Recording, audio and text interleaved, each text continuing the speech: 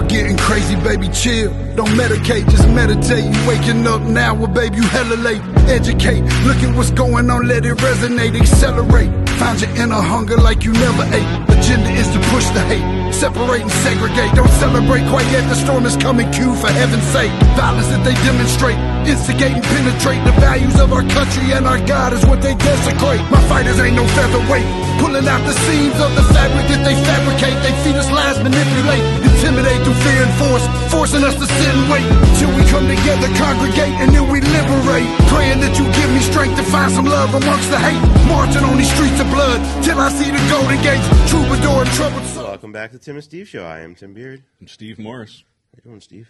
Doing well, Tim. How about you? I don't know what the hell's going on, if it's allergies or... I'm suspect of your whole allergy thing. That was I'm pissed because, like, I've been fine, and then it started at home, and it seemed to only happen at home, where, like, my throat was itchy, and which, that's usually allergies. Because, like, I'm allergic to pet hair, like dog hair, cat hair, and I have a dog, and there's 3 cats in my house, and then the barn will bother me, and I've been in there quite a bit. So I don't know if it's that, or I don't know at this point, but it irritates me because, A, we have a busy week still as school board tomorrow, and we've already had a busy 2 days prior to this, and then, yeah, it's like, all right, we're going to do the show today, and my throat's, whatever. I guess it's the time of year, maybe, I don't know. Spring, but sure the heck don't feel like spring. yeah. Snow's melting, though, pretty good for you. I see you're really, my snow's mostly gone, at least in the backyard, but yours is getting there. I can't wait. As soon as I can get down in the garden, I'm getting the rest of that fence put up that I was supposed to put up last April, May. I'm going to hold you to that. We'll see how long it takes. I can blame my older brother for that because there was there was some brotherly disagreements around the time that he was supposed to help me finish that. If you recall, I don't know if you remember that or not. I'm not falling for that, Rob. We know it wasn't your fault. Well, no, I mean, you're leaving us next week. I mean, you won't be back till the 29th. Somewhere around there. Something like that. Of course, time you get back, it should be nice out. Snow will be gone. You'll get to enjoy the nice warm weather in Texas, but I plan on still doing as many shows as I can. It sucks doing it on one person because it's odd and, like, looking at the camera, it's just weird. But we'll get through it. We'll figure it out. You gotta find a guest host. I know. You might be able to. You might find somebody that's even more full of personality than I am, because I don't really have much. Yeah. We'll figure something out. I just want to mention again, special thanks to Sunshine Realty for coming aboard on the show, and also Twin State Paving is back. And I also want to. This is Doug Ring's last week on the show for sponsoring. He sponsored, like, finding a monetary amount for like 2 weeks, and then I was like, hey, I'm going to give you extra because you've helped me out a lot this winter. He pulled me out at my parents on a bad night when I was stuck up against a tree stump thing, and then he went to my house and somehow got my loader out that time I was stuck, and then Corey's dump truck that I got stuck. It's been one of those years I got a lot of stuff stuck, but thanks to Doug as well for sponsoring the show. We appreciate all the sponsors and the listeners, and yeah, it's kind of disappointing. I was hoping we were going to get more views on our last show, but I did get a nice comment from Chief Lee that said that he really liked that show, and I kind of thought it was one of our better ones because it was more like our plea to the community, like, hey, we need help, we need to fix this and make things better, and which was nice, and it's a different, like, it's easy to sit here and go after things, but sometimes it just wears you down too. And I mean, we'll talk about a bunch of stuff today, and some stuff we'll go after, some we won't, but definitely need to come together as a community and do the best we can to make our community better.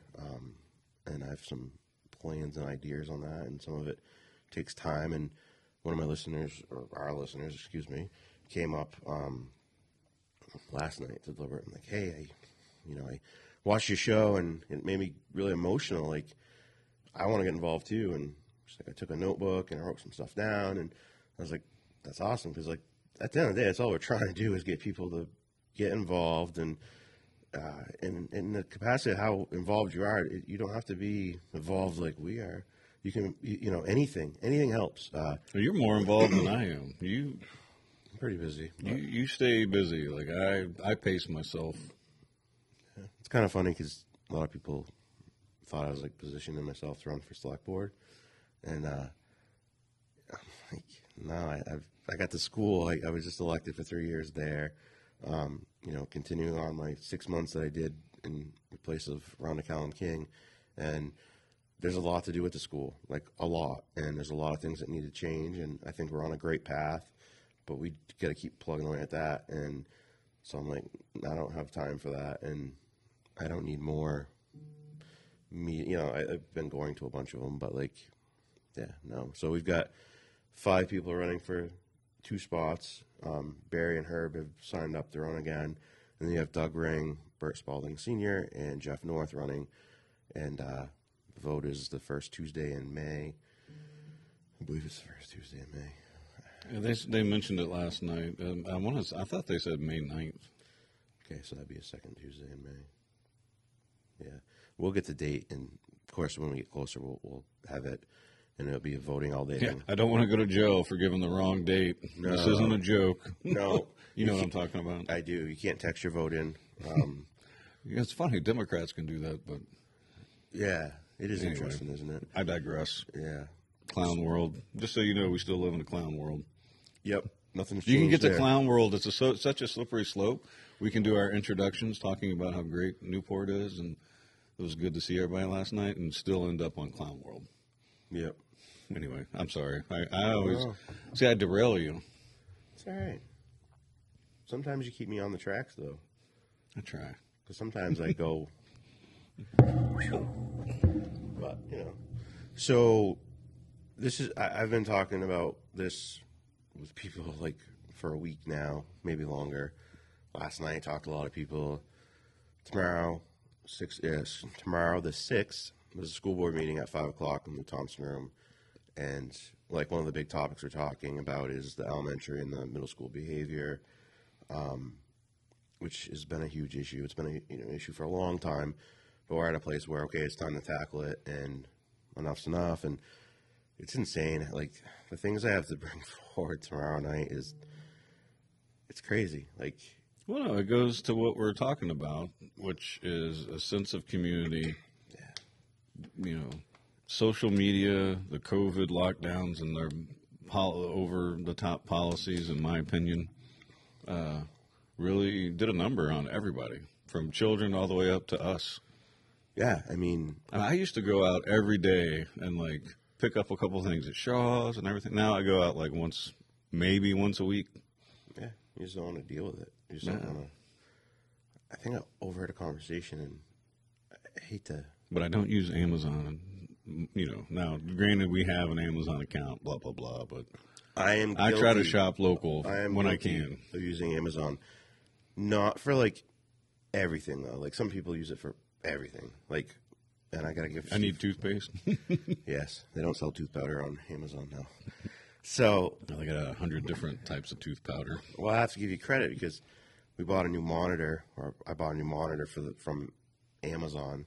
I usually get stuff from B&H Photo, but everything was expensive to I don't know, spend $400 on a monitor just to make sure we're in the shot because the TV doesn't seem to pick it up right or whatever. And so I went on Amazon, I found one, and it was $134. I was like, it's fine, it'll work. It's actually perfect. But I turned it on, and I'm like, because you're talking, and I'm like, oh no, the voice is coming through. And there's no way we're going to be able to do the show if there's an echo and we hear a voice after we this is not going to work. So I went, I pushed a button for the menu, and it all comes up in Chinese. And I'm like, if it was Spanish, I could figure it out, no problem. French, I might be able to get through it. Chinese, dude, that looks like my 3-year-old drew all kinds of marks on the thing. Steve, you figured, you got us, we're on English now. You did it. Yeah, well, That master's in Chinese language is paying off for you. My master's is in HR management. You HR'd the hell out of that screen over there. You picked up the manual. You're the one that told me to go down 5. Imagine if we didn't have a manual. Oh, I would have thrown that sucker in the trash and bought a $500 freaking. I would have figured it out. I got patience for stuff like that. That's the kind of stuff I enjoy. Even if I had to sit there for 2 hours going through every menu, clicking it, and doing a. See, it's funny. You could. I couldn't. Trial by error. I would have smashed the thing into a million pieces and walked away. But that's relaxing to me. I'm pretty sure I was meant to do menial labor chores, so whenever I get thrown in the gulag, I'll be just fine as far as a couple pebbles, you'll be good all day long to mess around. And I do have a weak back. It's pretty much an 80-year-old back, and hopefully small pebbles. So yeah, I'll have to pace myself even at the gulag. So if someone's out, citizens, it doesn't have to be just parents.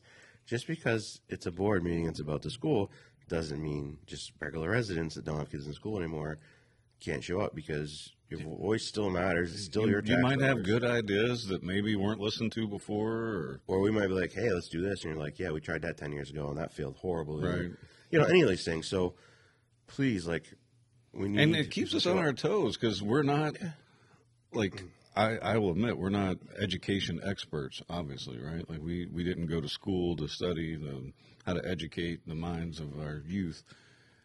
So when we get feedback, it's not, I don't ever take it personal. No, I love Like, it. if we're doing something wrong, this is, you're supposed to fix us and help us. Like, there's not a got you.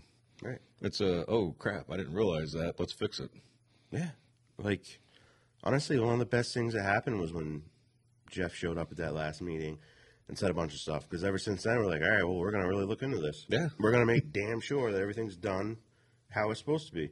And yeah, if it was done in the past wrong, well, that's not. Well, we'll I didn't do it. acknowledge It wasn't and right. try to fix it whatever the right way to do it is. You've been there a year. I've been there 6 months. So Super's been there 6 months. You know what I'm saying? So, but you're right. It needs to be. I don't care where it is. If it's the town or the school, it's the same thing. It all needs to be done on the up and up and transparency. And the great thing is Donna's very much about transparency. And cool. That's what we're supposed to be. That's how government's supposed to work. And I mean, I'll never sit there and be like, how dare you ask me that? Well, I'd be like, oh, that's a good question. yeah, there was a heated moment at the select board meeting on Monday night where I heard about it. I missed that part, but I heard about one it. of the selectmen flipped out at Wayne Boardman. And I'm like, of course, Wayne's funny. He's like, don't talk to me that way. I'll get him poking in the nose. And I'm standing right next to Chief Lee. And it was comical and people laughed. But I was like, that's crazy. Like, dude, you forget who you're working for? I guess they talked a little bit last night, so I bumped into the Boardmans on right after you left. And he was laughing. He was like, I don't even know where I came up with that. I mean, I think they both apologized to each other, and Yeah, it was it's good. I think It is. I think it's settled between them. I don't think there's gonna be any brawls in parking lots or anything. But I was kind of caught off guard. I was like, listen, man, this is part of the job, and you haven't had to take any shit from anybody.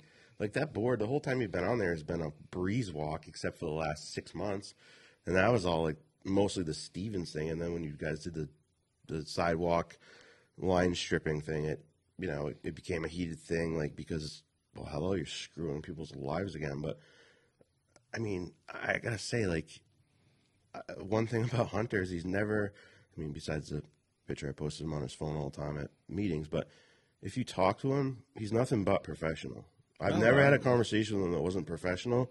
But that dude, I'm telling you right now, Bert gets after him way more than me. I mean, I post stuff on Facebook that Bert doesn't do, but he's always been professional. He's never raised. Well, even last night, when you got up, you're like, you thought I was going to say something negative. He rolled rolled his eyes at you like, what are you talking about? I know. Which is how you have to, he has developed a thick skin, because think about it. He shows up to work every day. Yeah. I mean, he gets shit on every day. Oh, yeah. I get it. But some of it, when you bring it on yourself, it's... So I'm like, because trust me, I don't like just going after people and attacking people and things like this, because I'm not that person. I'm not. I don't like doing it. But when things are happening that are affecting, my family or my community, and I don't like it, that kind of changes things. It's like, well, you know what? And so then I remind myself sometimes, oh, maybe I shouldn't be so hard on him. Then I think back to school and some things going on right now that I can't talk about, and I'm like, oh yeah, fuck that motherfucker. I wanted to get up last night because, the board, our board was taking a little bit of heat from like this whole thing about the bus barn, and like thank you for all the people who turned out because there was a huge turnout last night, and it did end up passing 111 to 18 for the amendment of $1 for a 99-year lease. I really wanted to get up there and be like, yeah, you know what, there's an issue between these boards because Hunter lies constantly, and I proved it, or I didn't say constantly, but he lies, and that's been the breakdowns, the communication between the town manager and the superintendent, because he seems to misremember things, or he tells you something, then wait a minute. Well, there are other things, like with the bus barn, because we were going to meet up with Mr. We were going to Burroughs, meet up with Mr. Burroughs. and then he didn't make it that day, and then we didn't reschedule.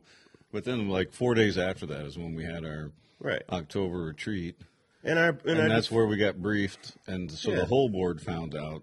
Right, but in our defense too, we were literally going through budget season, which was the priority at the time. It wasn't, oh, they might kick us out of the bus barn.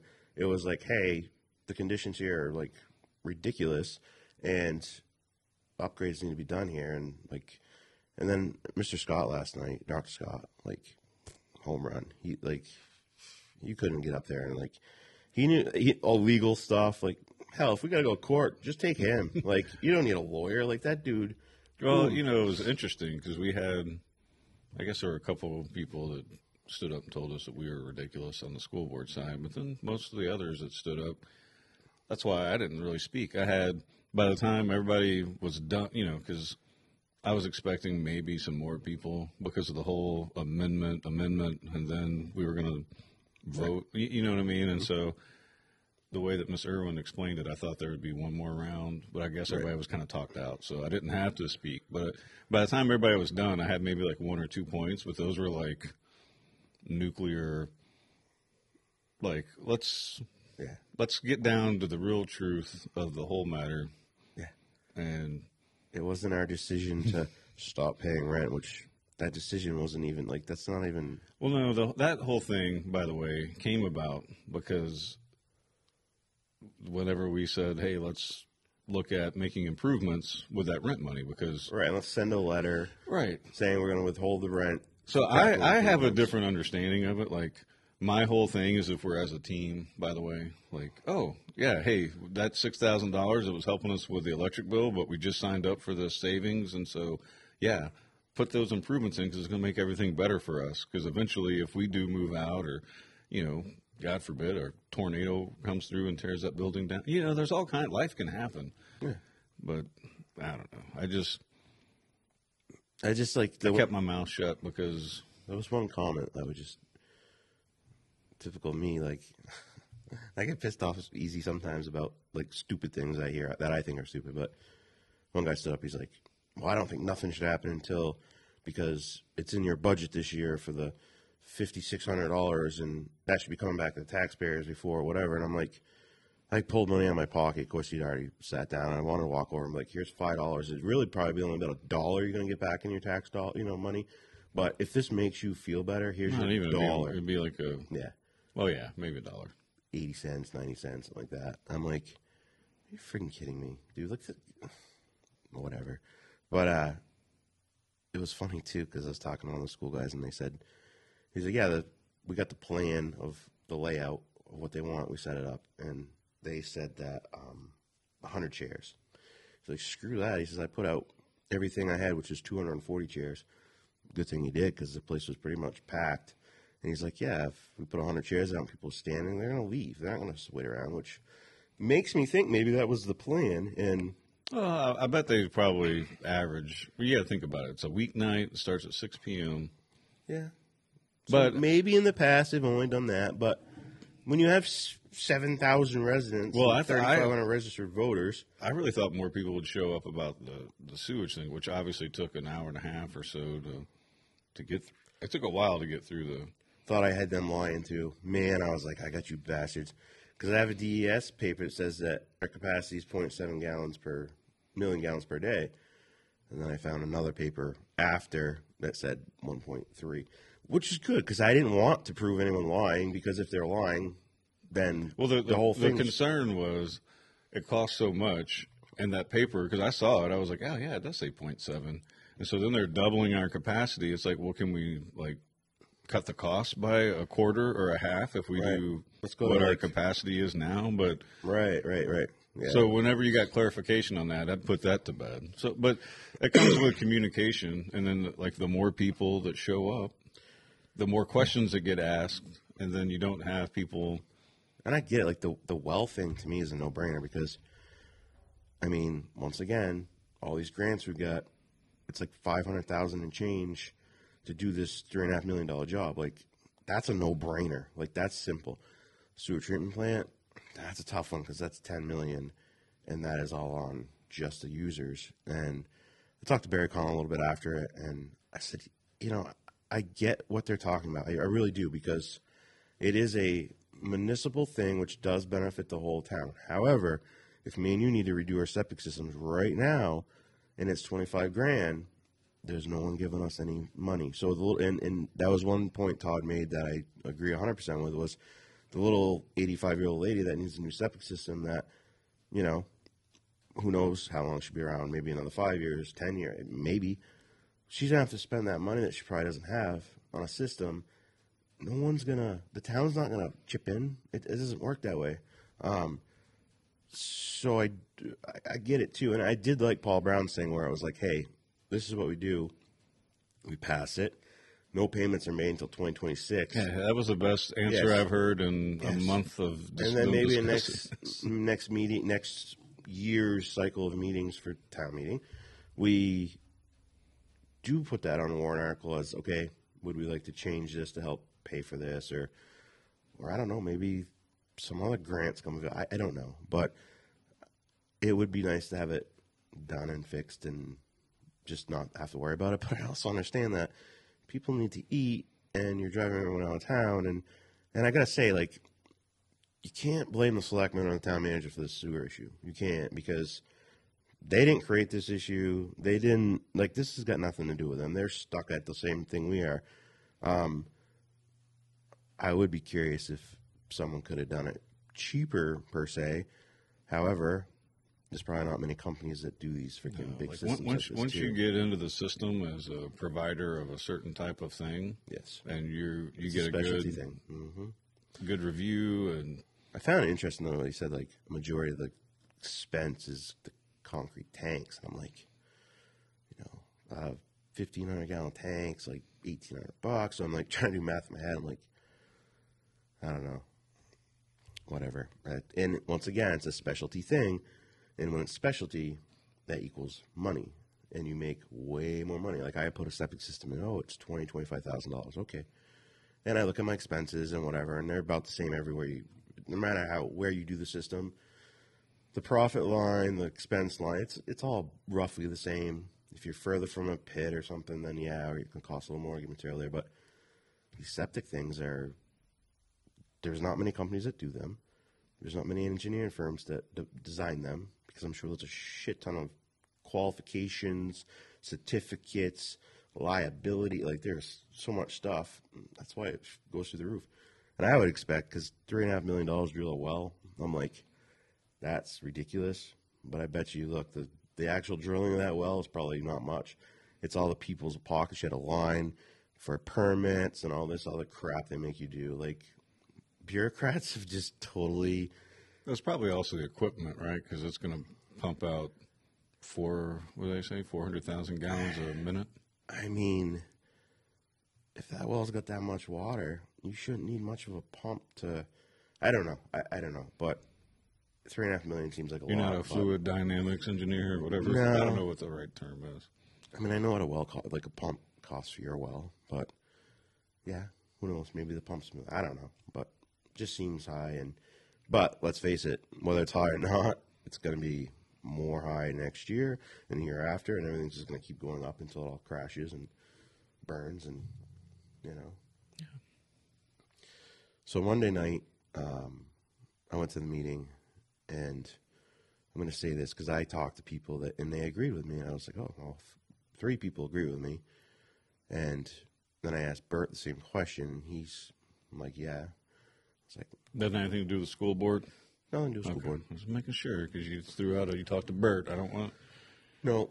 So I went to the selectmen meeting on Monday night, and holy crap. it was 100 degrees in there. I've been in the room probably. They're just trying to smoke you out. Seriously, I honestly feel like someone turned the heat up to like push people away. And I know that some people like, that's stupid to say that. That's crazy. Well, I've been in that room so many times.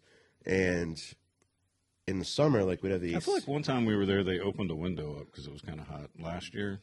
Well, did that maybe I'm dreaming that up, but I'm pretty sure there was in the one other summertime, we've often, like the AC would be on, but because of the TV, recording it, you had to turn the AC off, and we'd open a window because it would get hot. Like I know, like zoning board's done that. But I asked Bert, is like, dude, I've been to at least 100 meetings here, and it's probably close to 200 meetings here. But you've been to probably everyone 5,000 meetings here. Have you ever been in this room where it's so hot? And he's like, no. Like, it was insanely hot, which made it was uncomfortable. And we're gonna get well, not we, but the town's gonna probably has to have their heater fixed. We used to have that happen in the federal government because they set the temperature, and so you can't change it for the building, right? So yes, yeah. Until May 1st, it has a high, it sets itself for like 70 degrees, but then when it's hot out and it's at 70 degrees, right. It just seems like it 70 somewhere, smokes but you out of the building. So, I mean, with it being a municipal building, maybe they have more control, but I mean, it's old. There's a thermostat in the room. I mean, you're becoming pretty skeptical. Yeah. You start to see enough things, and you're like, And I asked a bunch of people what they thought, and they agreed with me. So I was like, there's a thermostat in the room. I should have went over and looked at it, and if it was up there, like somebody might have just hit it with their arm, and then that's possible. Hunter's wearing a jacket. I'm like, what are you, a reptile? Like, how the freaking hell? He's thin-skinned. A jacket. And I had a sweatshirt on, and I had like a tank top thing under because I just come from practice. So I didn't want to take off it was a thin sweatshirt, but I didn't want to take it off because here I'm in a town meeting with a blue freaking sleeveless shirt, Not that I don't go out in public like that, but I was trying to we went out to dinner I do it on the time. show, but like, yeah. But I was, trying to look better in public meetings and whatever, and so it was warm. But so the turnout for that meeting was probably equally close to there were a lot of people in that room. Equal as last meeting, except they didn't bring an extra bench in, so I stood up for a long time. And standing right next to Chief Lee, and of course she's standing too. And so they talked about the striping crosswalk situation, and it seems like the last drawing they got, they'd actually gained 6 spots, but it's removing 2 crosswalks, which honestly, no one's going through the crosswalk anyways, unless you're going all the way across the street. You're just going to walk to your car. You're not going to go to the crosswalk and then walk down the road to get to your car. So I've done that. So I felt like at the chili cook-off, which, yeah, right, because you're walking all around. Different things I've parked. I've had to go by, was it Pedal Patch across to right.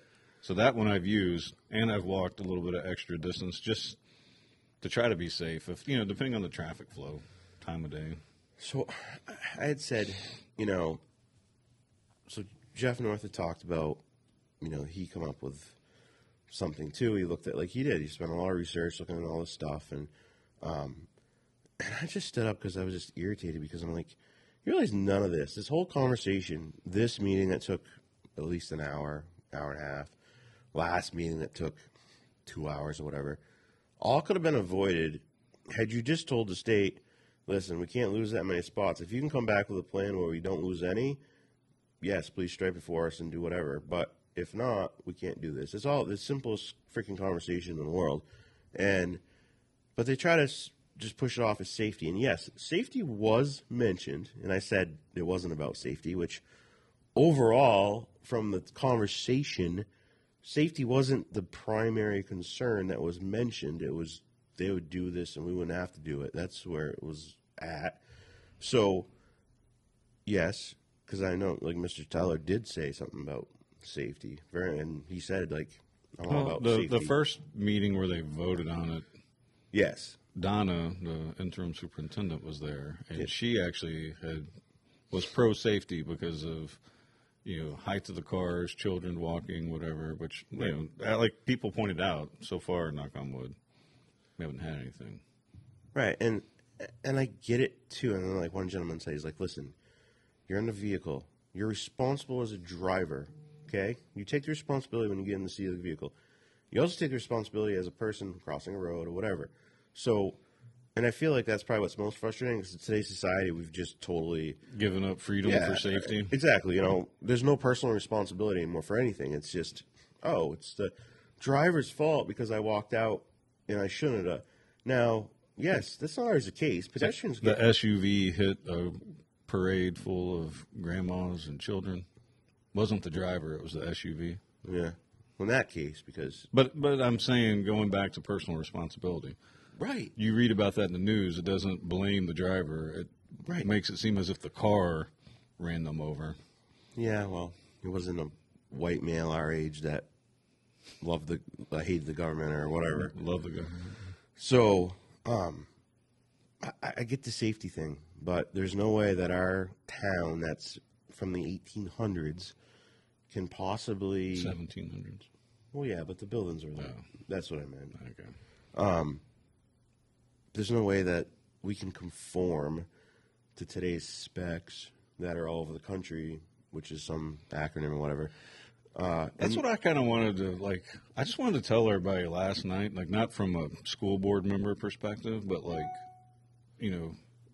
number one, anytime you address an audience and you're trying to sway them when you know that they disagree with you, calling them names is not going to work. Calling them idiotic, moronic, your decision to not do this would be whatever word was used last night, immediately makes me stand against you. Because now you're making it personal, and now I don't agree with anything about you because now it's personal because I have a differing opinion than you. We can talk about it, and you can show me your ideas, and I can show you my ideas. But the minute you call me, because I get onto you, so what I'm talking about. Talking about me right now, though. I didn't do anything. No, but you've done it before, and I'm like, well, hey, you're not going to win anybody over with that. That's just automatically creates a wall of not listening to you. Right? You know what I mean? But the conversation should be, we're responsible for ourselves.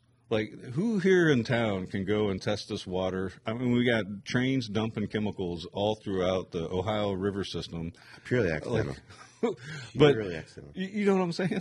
We have all this stuff, and then all of a sudden now we're out of date. We've been out of date for 2 years, and it's going to get really bad, and they are going to fine us or whatever. But at the same time, you're talking sewage treatment plant now. Yeah, the principle of the matter is it's our town, and you can provide us there were a couple of people that made some good points, and there were some other people that were like, you can't just give in to because they're threatening us. It's a threat. Like Bert said, they're standing behind you, and we're on one hand we're like, well, that's just the way it is. Well, why is it that way? Why is the government coming in here and going to break this town for all kinds of things? Now, I'm not opposed to, obviously, healthy, safety. I want good, clean river water. We don't die in that river for how many years? And if you notice something very interesting. Because didn't you tell me the story? You could tell what color they were dyeing the wool when you drove by, and you could see the color in the tributary, right? Or the Sugar River. Mm-hmm. Anyway. That was back when I was a kid. But my point is we're responsible for ourselves. Just like we're inviting people to come to the school board, no matter what you are, because we have to come, this phrase is, it takes a village. Well, we need the village, and we need parents to understand that, we're in this together. We want good, respectable young men and women that grow up to be productive members of society, and allowing them to sit there on their phone and do drugs and everything else and be disrespectful to each other. When I was in the military, I outranked most people that I came into contact with. I had people who were old enough to be my grandparents calling me sir. And you know what I would still do? I'd open the door for them, even though they're supposed to open the door for me, because my mom and dad raised me to do those kinds of things. And that doesn't make me a chauvinistic, ageist or anything else. It just means I'm respectful of my elders. No, the thing is too, we're asking for people to show up, as far as I go, I can't speak for everyone on the board. As far as I'm concerned, we're putting the hammer down on this behavior because it's absolutely ridiculous. It's out of control. And that will piss some parents off. But I'll tell you right now, I really don't care because your child is wrecking education for everyone else. And my job is to look out for everybody, not just your child. And if your child can't behave in a classroom, then your child should You're going to have to take a hard look at. Yeah. And it may not be your child may not be as good as you think. Like because Zeta, I think, is a pretty good kid. But anytime I meet somebody and they're like, "Oh, I know Zeta," I'm like, "Oh, is she acting right?" Like, that's my first thing, because if she's not representing my family name well, I'm going to go back and I'm going to have a conversation with her. I will vouch for you on that. I've heard that and seen that many times. Yeah, and that's the thing. Like, and I said this before. You see me go after the selectmen and that because things are happening that I don't think are right, and a lot of people don't think are right. Well, you're going after the decisions or lack of decisions, or lack of transparency. It's not. Yeah, it's not personal. I know like 4 of them. You know what I'm saying? So it's not that at all. So the school's no different. I'm not going to sit there and like not go after Donna if I think something's not right, or I'm not going to not go after something. No, that makes me a hypocrite. And there's nothing worse, in my opinion, than a liar and a hypocrite. And nope. So we can have smooth meetings, and we will. I'm not gonna turn into Bert with Menahan. No, because that gets us nowhere. And I will always respect everything Donna says, and you'll never see that. But as far as saying like this needs to change, like, do you realize like people don't realize? And I'm hoping if I say it now on the show, maybe they'll show up tomorrow and I'm like, wow, I didn't know that, because so many people don't know these things. So like once a week, a classroom at the elementary school gets destroyed by some kid out of control. Like blinds ripped off the windows, like destroyed. And they have to evacuate the classroom and all this. Like these few kids or whatever that are doing it, they're traumatizing the rest of the class. And a lot of those kids don't have trauma in their life. It's not okay. Now, some of these kids have horrible trauma in their life, have horrible lives. Some of them just have a behavioral issue. And some of them just have a behavioral issue. And maybe mom and dad don't know that there's this stuff going on because... I'm sure they know. Some of them, well, if your kid destroyed a classroom, I would sure the hell hope that your parents were notified. I'm sure they're notified. But this can't keep going on. Well, you know, so this topic is a double-edged sword. My own personal opinion is you don't want to keep kids out from socializing, because socialization, right, especially up until you're about 12 or 13, you know, right in time you get in about 7th or 8th grade, is whenever your values and morals are set. And right. For the most part, you know, some people can change through, you know, like reprogramming through going through the Army, because they break you down and rebuild you back up is what they used to. I don't know anymore. They may not break you down. They may just keep building you up into princesses and fairy tales. But anyway, my point is that I don't necessarily think that the kids should be segregated and hidden in a classroom. Right. But I feel like, from what I know, and that's why I think it's important to have these conversations, like at the school board with the experts to tell us, is that it's, like you said, they're traumatizing. And so where's the happy middle where we don't ostracize them so that they feel like they're not part of society, but also don't include them so much that they're, you know, creating trauma for other kids that now need somebody to talk to them about. Because, you know, those kinds of things happen, but they don't happen in the workforce usually, right? So the goal of school is to prepare you to be a productive member of society, which I translate into being able to go get a stable job and raise a family, be a good citizen, show up to vote and all that good stuff. But, you know, we've pushed away from that as a society. People don't realize the importance of your vote and your vote counting. Yeah, it's... You know, because it sends messages, too.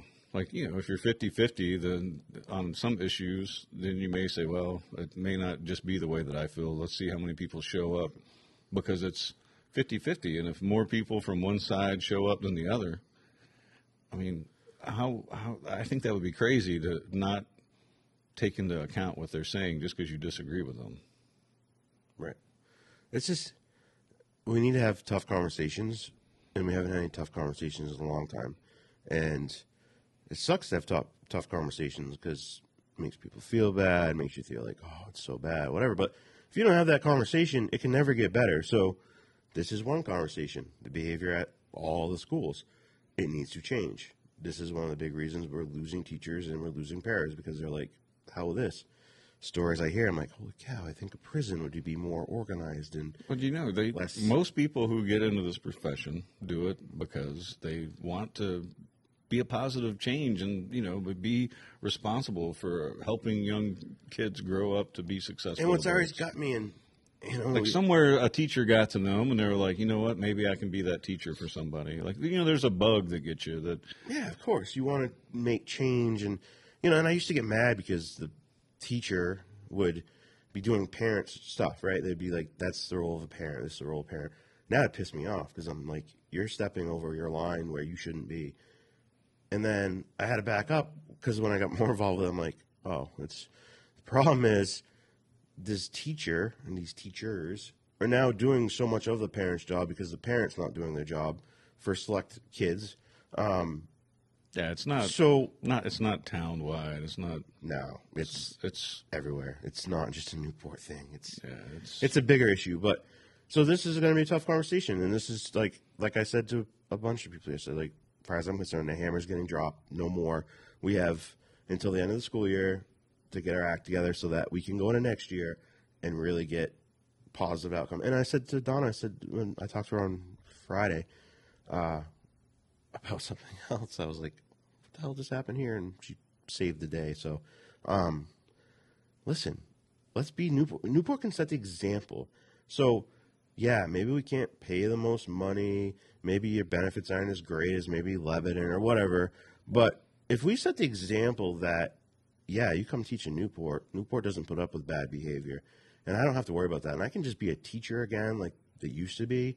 You know, obviously those are little exceptions, of course. But it's gotten so out of control. Like, this could be a selling point for our school to maintain our staff, to bring in new staff.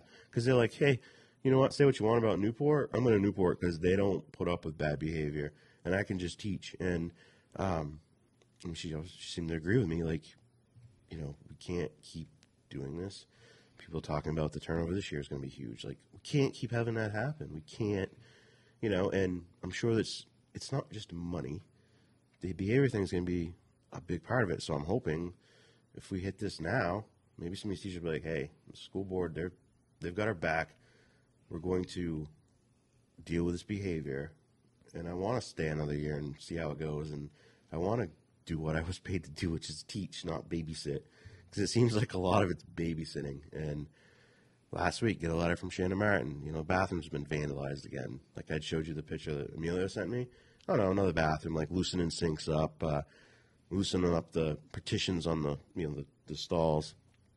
And I know a lot about that because my brother got the job to do when they redid the bathrooms 2 years ago. And I was there when the sinks were installed. And me and you could get on those sinks and like jump up and down, and you probably break the sink itself, the actual porcelain. But, like, they're heavy duty carriers in the wall in those.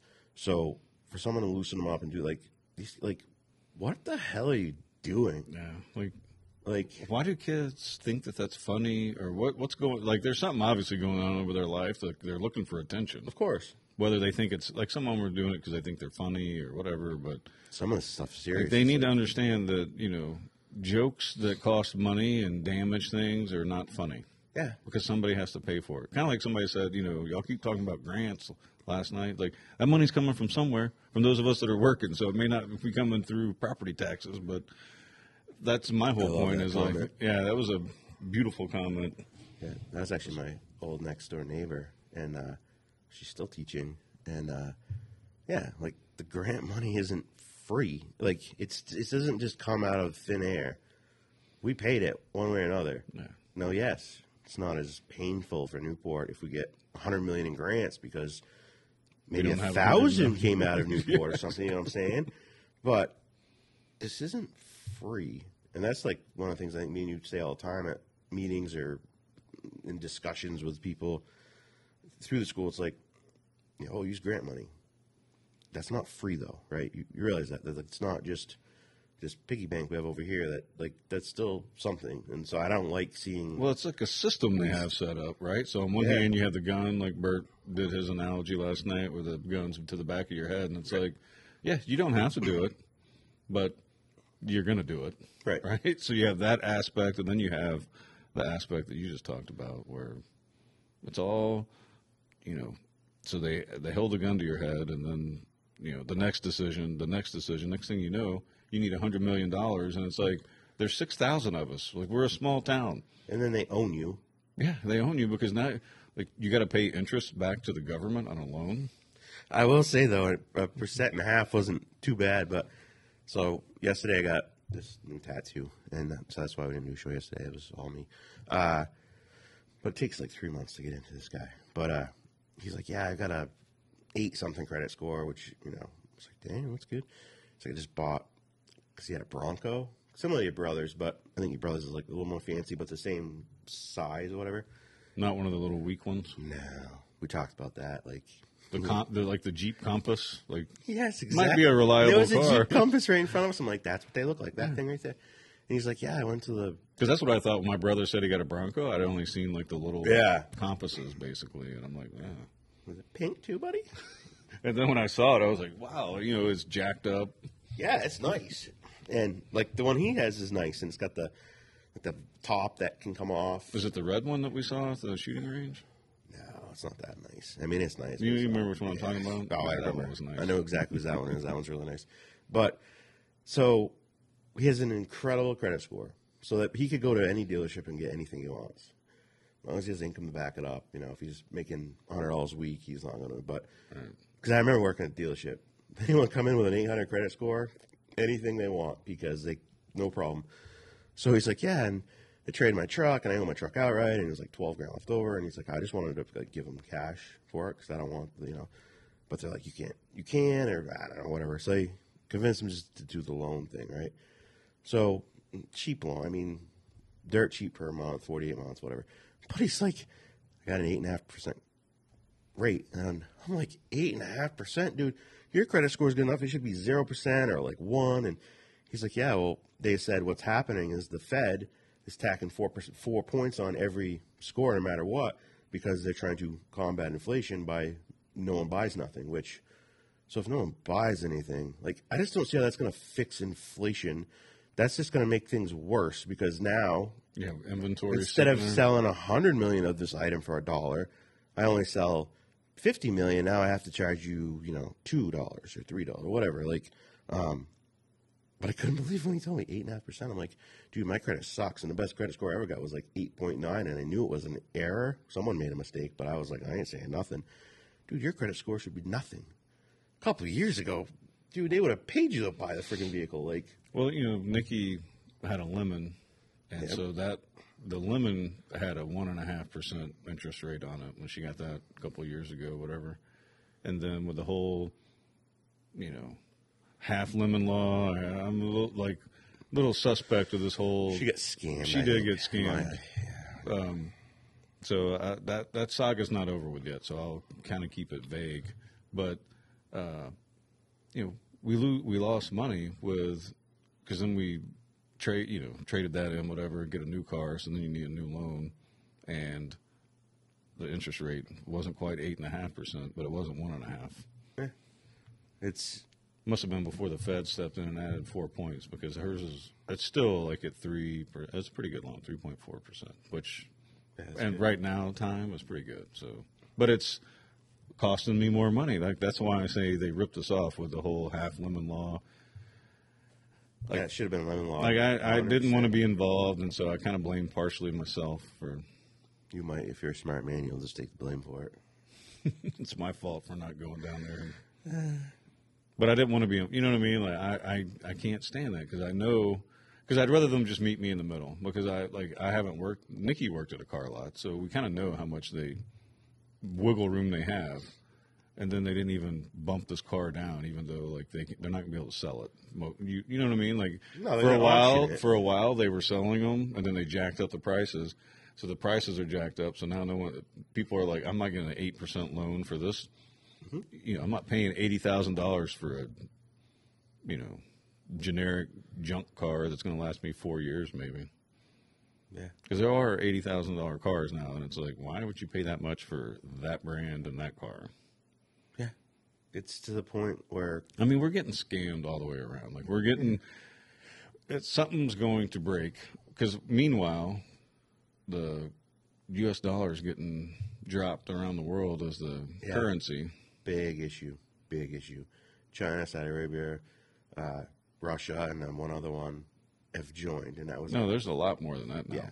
Like more every day, or I don't know about every day, maybe every week, a new country is signing on. Yeah. Basically pushing the U.S. and its dollar over here. Because people are on to the U.S.'s game where we go in and do basically to countries what our country is doing to us right now that people don't realize, that we're getting psyops ran on us all the time. You're from Texas. Do you know Charlie Wilson? No. Really?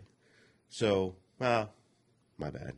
This was in 1980, so okay. So you're too young for You're that. talking about Charlie Wilson's War? Yes. The movie? Yes. Well, I mean, there was a movie based on Yeah, I watched that last night, and it was a pretty good movie, but... You watched the Tom Hanks movie? I know. That's the hardest part, because I don't like him anymore. I used to. I like. Oh, all you got to do is look at some of his creepy tweets or whatever that he sent out from various locations that, if you're a normal person, they're creepy. There's nothing artistic about it. Like, hiding behind art doesn't work with me. He's an Epstein lister, too. But anyways, Allegedly. Charlie Wilson, 2nd Congressional District in Texas, eastern part. It would have been your part, too. I bet Mom and Dad know. So, I heard of him. Yeah, heard of him.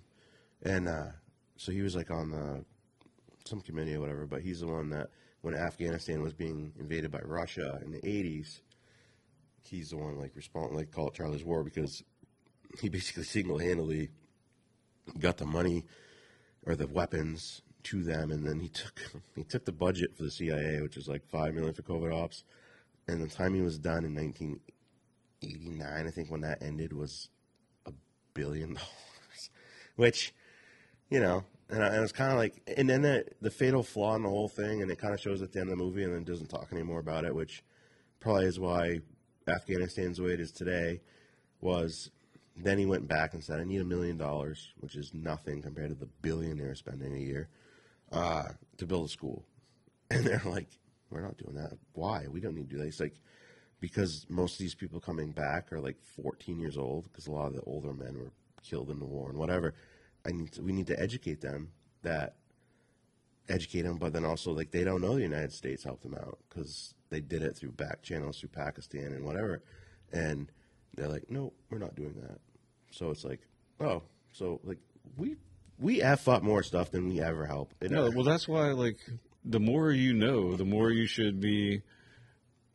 The more that you study and understand, you should definitely think more like our founding fathers, which is don't trust the government. You're in charge of the government. The government doesn't run your life. You run the government. And now it's flip-flopped, and everybody's okay with, not everybody, but a lot of people are like, well, they think like they'll argue with me and act as if the government is supposed to do that. And it's like, first off, you're not going to win this argument with me. I studied American politics in college. Pretty good college, too. So, like, I understand how our government is supposed to work better than most people. You know what I mean? Like you walk up on the street and talk to somebody. Like that was my area of study.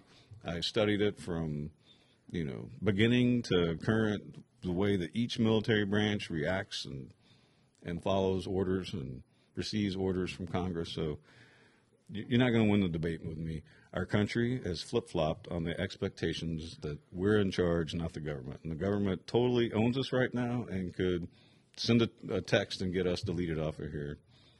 With one thing, if somebody sees this and is like, get rid of Tim and Steve. They violated policies A, B, C, and D. Even if we didn't, if you read the Twitter files, that happened a lot. I mean, that happened now as much, but I'm pretty sure it's probably still going on at every other social media company. I mean, they arrest ex-presidents for... The U.S. government is censoring people because they think that you're all too dumb to listen to us and be like, I don't really trust him on that. Let me go look it up for myself. Like, we stopped teaching, because it goes back to schooling, right? So to tie a little bow on this, we have to teach critical thinking. We have to teach people to question the narrative. That doesn't mean act like a jerk to your teacher and be disrespectful. What it means is if you're told something that is inherently wrong, legally, morally, socially, and you disagree with it, you're allowed to disagree. I mean, how sad is it? I'm like, Zeta, you may disagree with your professors, but if you want to make, stay on the honor roll at college, you're going to have to write to whatever they want to hear. Otherwise, you're going to get a... She didn't follow. She didn't follow she's staying true to herself. I sent you her research paper, and so I respect that. But I learned pretty quickly that I have to regurgitate back to the professor or to what they want to hear, even if I don't agree with it. But she's standing her ground, which is what you taught her. Yeah, that should make it does. It does. Like I've had conversations with her. I'm like, Zeta, I'm on the overly conservative, and I'll still follow instructions for the most part because that's the way that I was brought up. I was like, I want you to question without being disrespectful, but saying no. Dude, if that professor gives her a bad grade on that, me and you are gonna have to send a message. Well, he missed like 7 classes in a row, so she's like, he should probably give me a good grade on this as long as I don't have any, not the soliloquy, but the chit, whatever they call it, the grading rubric. Like as long as she met everything, minimum number of pages, all that stuff, she should get an A. It was good. It was really good.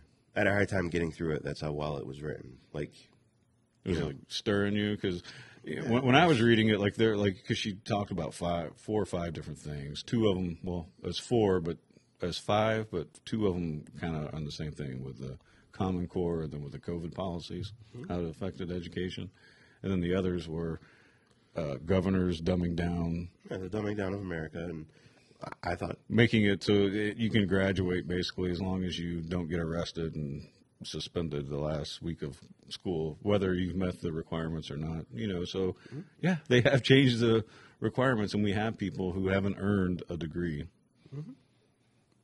It happens. It happens in the state. Well, I've talked about it too, because if you look at our state, the proficiency requirement is pretty low. Listen, our state, if you don't know this yet, our state doesn't give a crap about public education.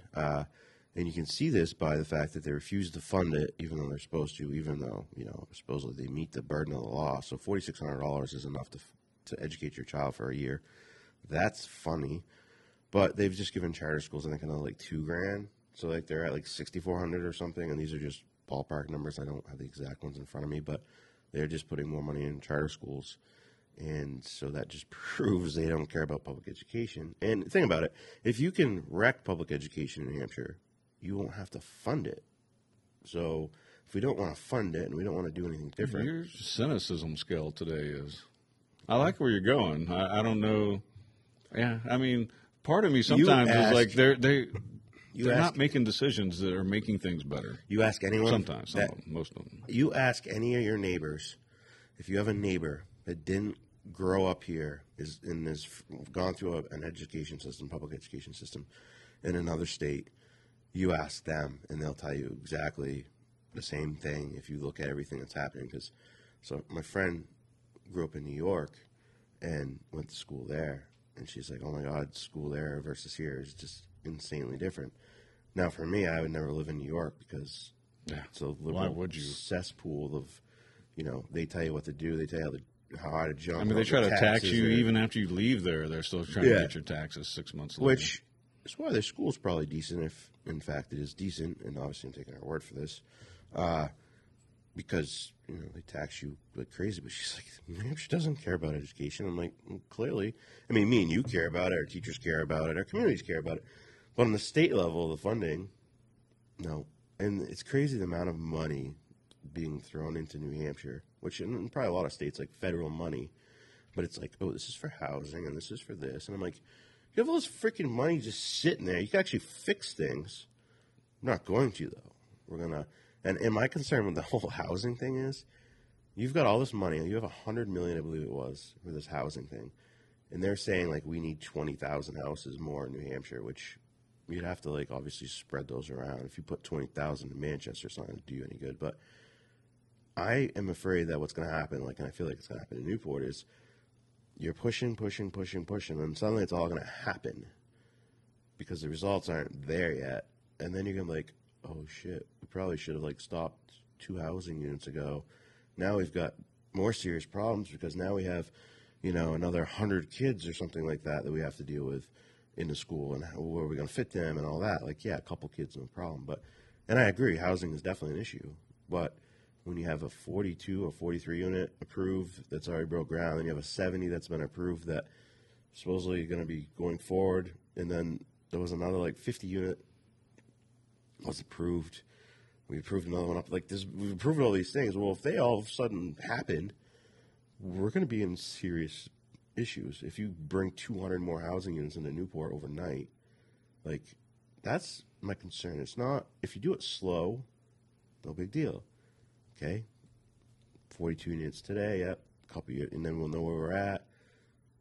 Maybe next year, yeah, we can handle this. We can handle that. But we don't. We just prove them all. Now, granted, somebody had mentioned last night that under one of the things about we need to grow the town, and somebody behind where I was sitting was like, who says, or no, we don't. Like, there's a big disconnect between, you know, you can't, like you're saying, it needs to be, I feel like there should be maybe is there a plan on the town website where it lays out specifically what they're trying to do, who they're trying to put in these housing developments, and what this is going to do on a positive note for our community other than bringing in transient workers?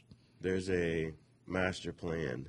I have heard of this master plan. Which should be on the website, I would imagine. But I do not know to the extent of which it goes. I also believe it is outdated, but I'm also not 100% sure on that. Well, I'll look it up, and like I know that there is. I mean, I knew the answer to that. The rec center, community center, whatever, has been on the master plan for a long time. Which, you know, I don't know if they realize how, you know, that thing fell 3 times in a row. So you got some townsfolk that are pretty. Bert brought this up at Monday's meeting and was kind of adamant about the fact that you're shoving it down our throats. You're not. If you put it to the vote, he has no doubt that it'll pass. I have no doubt it'll pass because they're going to build it for you. Yeah, you'll have maintenance fees and stuff, but we almost passed it with taking on half the debt. So to think we wouldn't pass it with taking on no debt except, yeah, okay, eventually you're going to need another employee probably. You're going to. I honestly don't think it's going to cost too much more to heat it because the one they got now is so bad and old and crappy that it probably isn't going to cost any more money to heat it. But, you know, he said, you should have voted on it. And then we don't have time to do that. It was kind of the answer. I'm like, you don't have time. You've been working on this thing for like 3 years. And so it's going to be going out to bid. And then once it goes out to bid, then the people or the board will have a meeting. I don't know if it'll be a public hearing or just a board meeting where they'll have to approve it, which then you can voice your opinion. Again, I have no doubt if they can do it for under what the money they have is, they're going to approve it, which I'm not against it. I feel like they should have, like Bert said, just threw it to the voters so that you could have, I think if you did it last night, you almost could have said last night, hey, we just want to, even if it was just like a poll kind of thing, like, hey, put your card up if you support this community center and put it if you don't, like, because then at least you would add some idea, but I don't know. I don't know. If I was in the position, I guess it would be tough too, but then Mr. Ring asked, he's like, hey, so do you have any other big ticket items that you're going to bring forward and not vote on if it's free, you know, and Jeff brought up like a fire station could be the next big thing we need, and, you know, down the road, he was just throwing it out. He wasn't saying, like, next year there's going to be that on there or anything like that. But Doug was just trying to get an answer, well, no, absolutely, go to the town. And he didn't get that answer. And I'm like, whoa, wait a minute. Is this still the, you know, town and the town runs this deal? Or is this just that board makes those decisions? Because that's not how this is supposed to work. And you should have answered that, like, when we get to that, you should have answered it the way you should have answered, which would have been, of course, it would be a vote for the town. I mean, yeah. Hey, land use goal D, from the master plan that is on the website that was published in 2012, so it's 11 years old. So it means it's probably connected to the UN 2020, 2030 plan. I'd already downloaded it before, so I've actually read through it once. But Goal D is to promote the preservation and improvement of desirable and positive characteristics of Newport's traditional environment and land use pattern. So that's one of the goals. So whenever they start talking about this, you're just going to be able to say, "Are you meeting land use D goal of the master plan?" Like how does putting up these or building? I mean, granted, that's like I don't have an issue with adding housing. No. I have an issue, like you said.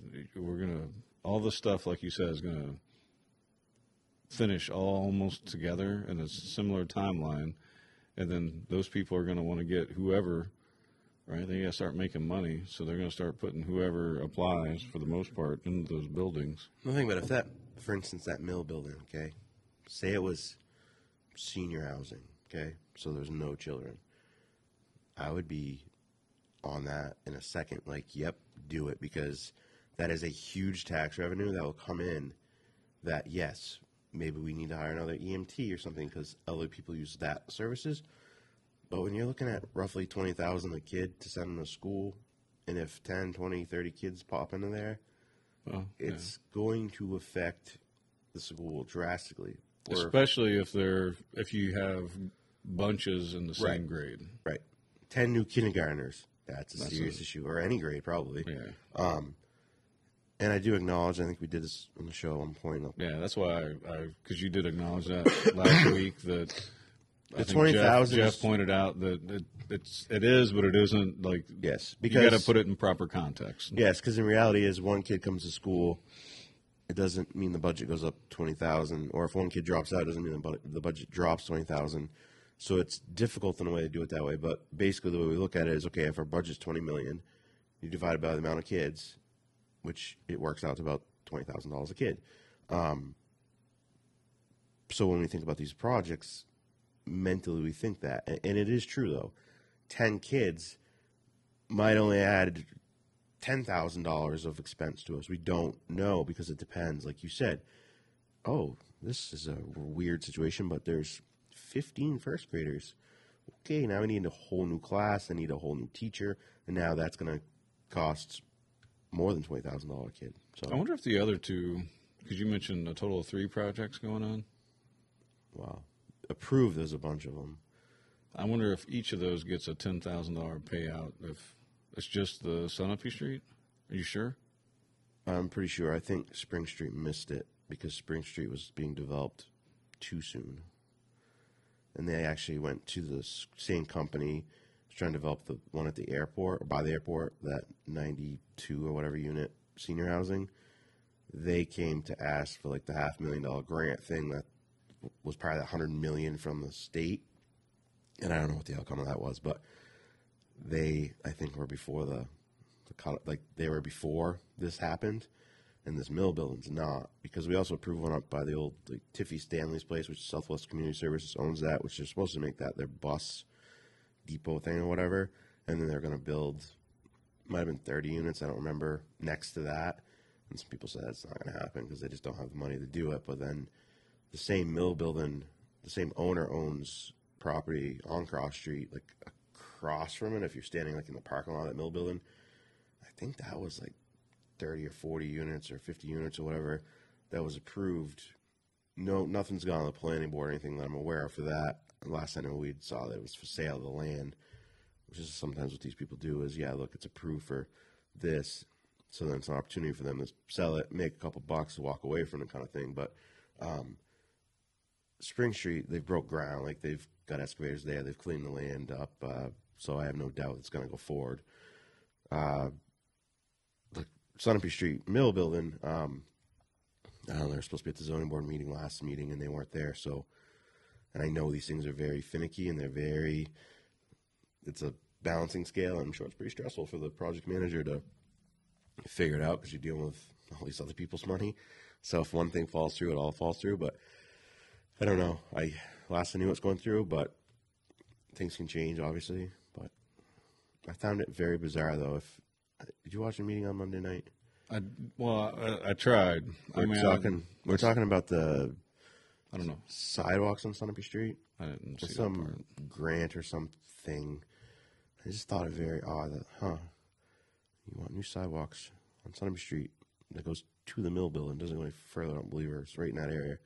And you wouldn't go any further than that, because why the hell would you do that up by Sunapee Petting and stuff? But I just thought it interesting, and it could be straight coincidence, but I was like, wait, it's kind of the town's little pet project, this mill building, getting it developed. It has been for 5 years. Now suddenly, I can think of a lot of places that probably could use sidewalks more than Sunapee Street. But Sunapee Street's on this list. But there was some crazy thing, though, like, it wasn't happening, like, till I've seen people 2028 walking or something. along I see it. the road. So, I mean, I'm not – I'm with you. Suspect. A suspect, but if it's you're going also to do needed. it, do it. Yeah, you know what I mean? Like, it's not like it's brand new or right. like, let's make it fancy. No, don't misunderstand. It's just, I was suspicious of that. No, and that's just me. I And like I'm not your cynicism. saying it's true or that it really is like, oh, yeah, I can get new sidewalks up there. Like, hey, look, the more people – so there's like – you got to have a conversation about it. If you get more people in, that's going to lessen the burden on the sewer yes, providers, right? Because that mill building and Spring Street will certainly help with that. So now you're dividing it. I don't know whether the apartment management will pay one water bill or if everybody has their own individual hookup, but it spreads the cost out a little bit more. It might make it a little. So there are pros and cons, but like you got to lay them all out. You got to have the discussions, and that's why it's important for people to show up to board meetings. Like check the. Right. So when do they put it's on Fridays before, right? Usually the Friday before they put the agenda out. And look at the agenda and see if there's something on there and just go or watch so that whenever because we all got to talk more with each other because if we're going to assert, like you said, it's a transparency thing. Yeah, like no one's coming to help us. We got to figure it out on our own. No, and calling people names is not a way to get people onto your side. No, and that's the thing. Like the previous economic developer called in, maybe it was the public hearing I watched over the mill building, whatever, but she had said, like, listen, we don't have housing, and our biggest employer in town, our biggest taxpayer in town is Ruger. If Ruger pulls out of town because they need more help and they can't get it and they don't have, like, if there's no housing, you can't bring people in, there's no place to live, which this is a legit issue. This is not something made up. I've known people looking for a place. You can't find them. Like the percentage of vacancy is like 0.06% or something. So there is a need. There is no question. The concern is always how fast you're going to fill this need because you're going to tip it too far the other way. But that is something that needs to be said. And if I was the board or if I was the town manager, I would be making that much more publicly. Listen, Ruger pulls out of this town. Not only are they the biggest water sewer user in town, guess what? If they pull out, you're all going to get that back on you, that amount of money, because they have to raise that money no matter what. And the biggest employer is gone. And if the biggest employer leaves, that's a serious issue. So just like, okay, say it that way. Right. Maybe I'm wrong. Maybe there's a study and it's like, no, we could handle 200 new housing units. Now, I don't think the school could. The town can. The town could handle a lot more because, let's face it, besides the emergency services, what other real need do you have from town? Like, you can get your groceries anywhere. You get your electricity no matter what. It's the school that's the issue because if you put too many kids in the school at once or whatever, like, our tax is going to go up. Now you have to offset and think about, well, I don't know.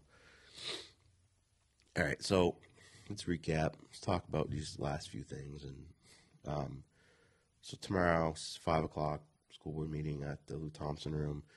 Please come, support, sit there, ask questions, have comments. Yell at Tim. Yell at me. I don't mind. That's fine. Especially if you're one of these parents that just sends their kid to school with, like, no food or crappy clothes. And you just, if you're one of these bad parents, I don't care because I'm going to look at your kid and be like, I feel bad for your kid. I wish I could adopt them because we do have 25 or vouchers for families to go to the thrift shop. The clothing closet was closed at the school, but the replacement for that, which was even better, was There's vouchers at school. So if you're a family that needs any sort of clothing for, I think, any of your family, kids, you as a parent, I think, they have $25 vouchers. You just go to the SAU, they give it to you. They're not going to ask a bunch of questions. You don't have to prove a bunch of stuff. And you just go to the thrift store and get what it is you need. So it's still there. It's still an option. Ye old thrift shop down there. Yeah, next to the laundromat across from McDonald's. So there are options. I only brought that up because you said if you send your kids to school with crappy clothes, I was going to say, well, some people can't afford it, but then we have the vouchers, and it's not. And like someone that doesn't know me probably doesn't realize like I'm only talking. There's only probably a couple out there, like a handful, that are truly neglectful, in my opinion, piece of shit parents that shouldn't have your kids, and that I have a serious issue with that. Majority of them, okay, all right, well, you've got this group that's just struggling to survive because we all are. I don't think you're a bad parent because of that. I think you're a bad parent if you are abusing your child or you're not taking care of your child. Or you laugh at your child's prank that cost the school $10,000. Yeah, those are the things. Those are my issues. Like, that's not funny. Right. I'm not laughing at you. I think you're a bad parent because you're living in poverty. Nope. And if we can help you get out of that, I'm all for it. And that's all. Like, that's what I care about. I care about the behavior changing so our schools get better. I care about this big drug problem that's not really being talked about that I'm going to start talking about, and I want to do something about it. Basically, you can watch videos where it looks like The Walking Dead in downtown cities and some like Philly, New York, 4 people Boston. just got arrested, like prostitutes or whatever, in Manchester, and oh my God. And then one of them was like 30. I'm like, really? Because she looks like she's 50, 60 years old. And like, how sad. Like, well, no, that's the point. It's like yes. Life throws real BS at us all. Like it can be crippling, but there's help out there. And as a community, we can do anything. Yeah, I still believe that. As a country, we can do anything. That's what the whole point is coming together, not to sharpshoot us or anything else, but to help us make better decisions, because we don't know what we don't know. Yeah. And, being on the school board is like my primary thing because I'm retired, but I still, I got other things that I'm doing. It's a part-time position. I might miss something. I might not read something that you may have found. Right. Like, so if you have an issue, we as a community, want to help. We don't want our community members suffering. Now, if you're the people from Paradise Road, you can rot in hell and burn in eternal flames, as far as I'm concerned. That's my personal opinion. Someone out there might find you redeemable. I personally do not. But you're talking about a very specific address on Paradise Road? Yeah. 86? I don't know. Everybody knows that. Everybody knows. So it's very personal for me, but that's okay. But there are people out there legit, like probably the 3 that overdosed at that house, that were savable, that needed help, that couldn't get help because there's no freaking help around here. There's no treatment place around here. And I changed my opinion. Like, I was talking to my tattoo guy the other day. I was like, I changed my opinion a lot. I was like, you put $200, you get caught with $200 worth of heroin, you put them in jail because they're selling, right? But it's because they're addicts. They're not drug dealers. Like, they're not bringing in 200 tons of this stuff. You need to go up the ladder 5 steps and then crush those people, because the 5 steps up probably takes out 10,000 little dealers, right?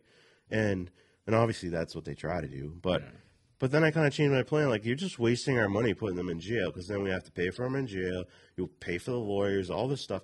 But at the same time, this is where I flip-flop back. So if anyone's like, well, he just believes that and doesn't know, I change my mind on things when I hear things that are like, wait. But at least if they're in jail and they've got that Trails program, which everyone talks about is really good, they're probably not going to overdose and die if they're in jail. And they might get the help they need. Now, of course, when you put them back out, there's not much help for them. But so I was like, you know what, maybe we are, because either way we're paying for this. And if you think, I don't want my tax dollars going on, either way you're paying for it. If it's because they're stealing your shit, or they're robbing your house, or you're robbing at gunpoint, like, people that are hooked on drugs do crazy things because all they can think about is drugs. And that doesn't make them a horrible person. That means they have a serious issue, And if you've ever had anyone or yourself like gone through any sort of addiction like that, you would definitely see it. Like, and I think Dope Sick is really the one, that show that really changed. And I told my buddy, like, dude, watch that. Very, very eye-opening. When you can get a physician who's against these drugs, period, is convinced to sell them because he's lied to, saying the addictive property is like nothing, gets hooked himself, not only gets hooked on those, it goes to heroin. Like, that tells you, and a lot of these people out there that are hooked on these drugs now, it's because they were given opioids and they couldn't afford to stick on that, so they went to that.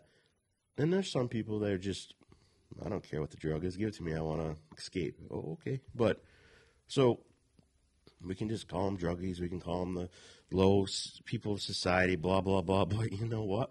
The more this goes on, you have one in your family. Just like there's no one out there that hasn't had a family member die of cancer, it's getting to the point where there's no one out there in your group of family that hasn't had a drug addiction issue, and or you know someone that's died of it. Like, I know 3 people. Like, I know well, 2 of those people I went to school with that died at that house, and they were both good people. You don't like that house. I don't like that house. Nope, not at all. But it's understandable. It is. All right, happy little part of our show, and then we'll wrap it up Friday. And I think it's supposed to be partly cloudy and like high 40s. You can check. Easter egg hunt on the Common, 10 o'clock for the 60-year-old plus, which is really fun to watch. So if your grandparents are out there, or your mom and dad are that age, or you are that age, it's just fun. It's so much fun. There was like 30 people, I think, maybe last year, 20, something like that. They would love to get more. The rec center puts us on. PJ, and they do an awesome job. Beth, Becky, they do an awesome job at the rec center. And so 60 plus, check it out. What's the weather looking like?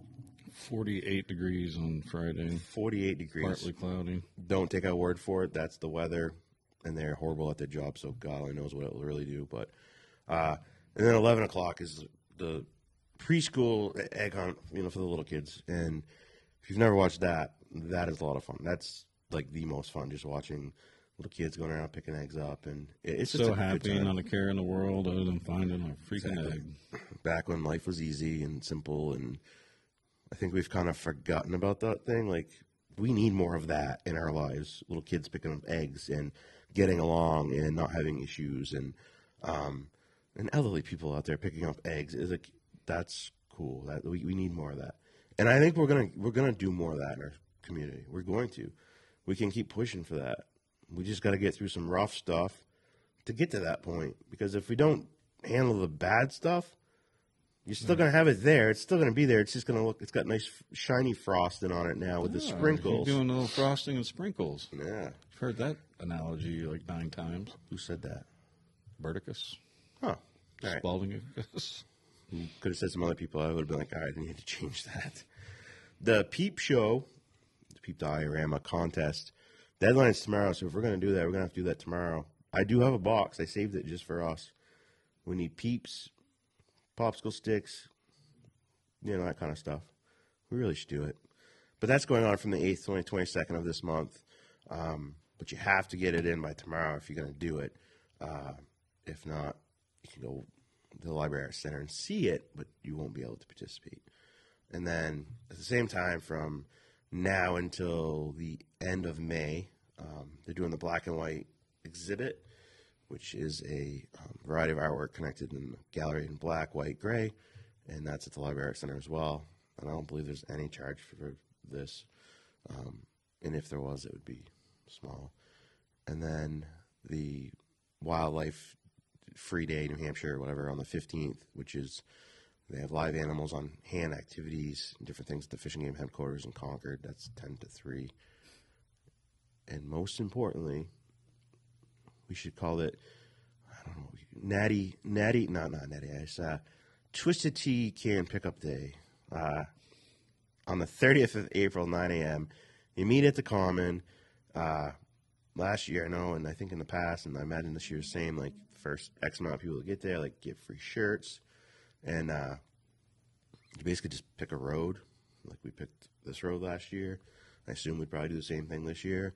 And you just pick trash up and then give you all the bags and everything. It's just a way to give back to your community and make it look nicer. And you get pizza. Yeah, there was pizza last year. You go down there and they provide food, and it's just a great thing. And a couple hours of your time just to pick up trash. And hey, it supports our master plan, Goal D, community, getting everybody together, meeting people, talking, laughing. I mean, because if you're picking up garbage, you kind of have some similar values. You may disagree political party-wise, but you also... Yeah, but who could possibly disagree that? Making your town look nicer? Right. Yeah. Well, that's what I'm saying. You know what I mean? Like, it's one of those things to where you can forget about all that kind of stuff and just go out there and make the town better. And there's a sense of accomplishment when you look back and you drive down the road you just cleaned and you see 40, 60 bags. We had a lot of bags. It was like... All right, we're going to go back to one negative thing real quick. Oh. It's on my mind. I need to say it. Get it on out of there. You wanted to say it, too. So, Miss Irwin did a great job. The moderator last night, very good. She's very good at that job. And I do have a lot of respect for her, no matter what our political opinions are. But she opened the meeting with like a moment of silence and was like, prayers or whatever, for the Ukraine, and then, racism, and then she mentioned every color but brown. I'm like, oh, I guess Mexican people don't matter. And it wasn't like she... No, yeah, I don't think she did it on purpose. It wasn't. You were just... I was just irritated by it. But honestly, I wasn't even irritated by that as much as I was the Ukraine thing. Because I really wanted to stand up last night and be like, you know what, fuck Ukraine. Not the people of Ukraine. Not the people. Because no people should suffer. I don't care where you're from. Right. I mean, unless you're, bad people. But for the majority, like every country has... There's some bad people, which usually the government. And then you have the people that are suffering. Like, no one should suffer. So don't get me wrong there. But we've given enough fucking money to Ukraine. And I wanted to stand up there and be like, it's too bad we didn't change that flag right there to yellow and blue, because then all our issues would be fixed. They had billions of dollars be coming in here. Yeah, so I just had to get that off my chest because, I chuckled at it because... To me, it feels anti-American. It's like, it's all about the world, right? And, I don't necessarily think it was like that. And it's not how she meant to say it. I'm not saying. She was just saying, let's think about all these people. Right. I just want someone to stand up there and be like, let's pray, or let's have a moment of silence for all the people that have died of drug. And she mentioned the drug overdoses, I believe, and she mentioned COVID, or whatever. But our own country and our own suffering. Let's think about that, because I don't wake up every morning and be like, man, what can we do for Ukraine today? What can we do for Syria? What can we do for this? What can we do for our own freaking people? Yeah, I'm a big fan of bringing home most of our military forces and how about our military fixing our own issues and focusing on, I don't know. How about our vets that are committing suicide at a rapid rate that no one talks about? What about that? Why don't we have a moment of silence for that? And like I said, it just irritated me, the whole thing, and she didn't mean it in any negative way whatsoever. So if someone wants to go back and tell her, Tim's on his show bashing the shit out of you. Nope. No, I'm not. So that's not what I'm saying. What I'm saying is it pissed me off because, and honestly, if it weren't for the Ukraine thing, I probably would have almost let most of it go and just been like, yeah, whatever. It is what it is. She got your undivided attention by... She did. It was like one of the first things that she said, too, was the people of Ukraine. Whereas I'm like, we should be thinking about the people of San Francisco who are living in... pooping on streets, and other people have to walk around other people's excrement to get to work or home. That's not a good life. All the people suffering from drugs. I don't know. You lost me in the San Francisco thing, though, because you friggin' morons vote for this crap over there. Well, see, now that you're calling them a moron, I got to disagree with you. They are misinformed, and I suspect that I don't necessarily trust the whole voting system thing. I mean, call me a conspiracy theorist, but... I agree with you. There's plenty of evidence out there to suggest that there is ballot stuffing that occurs in certain parts of the country. And I've said it before, I've lived in different places where ballots are magically found in the trunk the next morning. Usually for one party. I'm just saying, that's my... Which is crazy because we watched the voting in Newport, and I'm like... Because I joked about it at the last voting, school voting, I'm like... Who's got the ballot? Who's got the box of ballots out in the trunk that they forgot to bring in, kind of thing. And but there's all the checks and balances. Like, I watched the whole thing. Like, no one freaking went out to the car. Like, Bill Wilmot was counting votes with you. Like, he's as outstanding of a citizen, honest that they come. Like, so it's not an issue in Newport. It's in little pockets. Little pockets of areas. They know exactly, like, because if you go back and you study like the 2016 election, like, basically, even though, Trump had so many votes or whatever, it was very specific counties that he won. You mean the ones where they put up things on the window so you couldn't see in? Yeah, well, they fixed that. Ding, ding, ding. That's a red flag. All right, guys. Allegedly. Not allegedly. All right.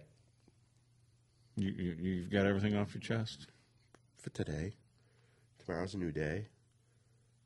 I appreciate the support that our thing had last night, and huge turnout. We didn't really talk about it, but I kind of agreed with the amendment to our amendment in the sense of, yeah, that's what we need to do, but at this point in time, yeah, it never happened. Well, from my perspective, it was like the gentleman said, like it was Dr. Scott. Like, they talked at Jenna. They didn't have a conversation with her and the superintendent. Yeah. And I could have been with, like, hey, you know what? It's a little bit late. Like, appreciate it. You're right. We need to do better. Like, there was no conciliatory tone. It was basically an us versus you. You are going to lose this. And then, the other thing is we're going to be right back in the same boat if we only did it for a year. They'll kick us out in a year. Yeah, I wouldn't change anything. It's not, the boards, no, they want to use it for, and they wouldn't even answer. That's what pissed me off. Yeah. They wouldn't answer the question what they're going to use it for. And the other thing is, see, now you're getting me going. I'm trying to wrap the show up. They had their backs to us instead of facing us. When we did the meeting, and even last year's meeting, they faced the crowd, which the people they represent. No, their backs were to them. Yeah, that was kind of an odd And there was choice. a table in front of them they could have sat. I don't know. Or they could have just flipped their chairs around at that table that they were at. Yeah. Right? Weren't they sitting, Yes. they were sitting at a table? I wasn't impressed. Anyways. No, I mean, that's just a choice that we wouldn't make. Like, that sends a message. Yeah. Sends a message for sure. Like, All right. Thank you for watching the Tim and Steve show, and we'll talk to you tomorrow. God's servants, lay down, cut the grass till we see the serpents. One day I hope you see the truth. This puppet show stays on because of you.